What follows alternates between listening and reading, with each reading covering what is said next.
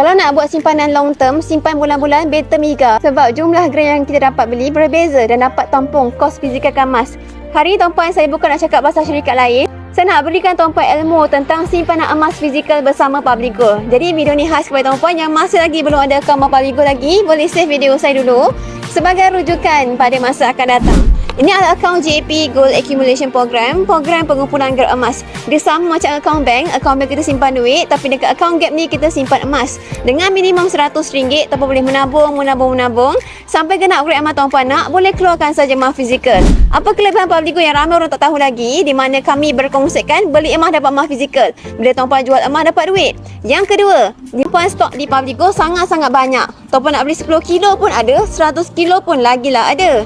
Yang ketiga, tuan-puan, syarat jual beli emas tak cerewet. Sekiranya emas tu patah, kemek calar dan hilang sijil ketulinannya, tuan-puan tak perlu risau, boleh pergi je jual dengan Publigo.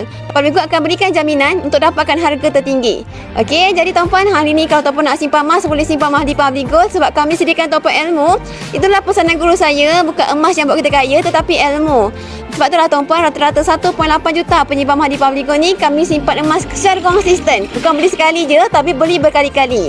Kalau tuan-puan berminat nak simpan emas dengan ilmu, bermatlamat, nak kaya dengan emas, boleh rujuk pin video saya dan saya akan bantu tuan-puan sampai kaya.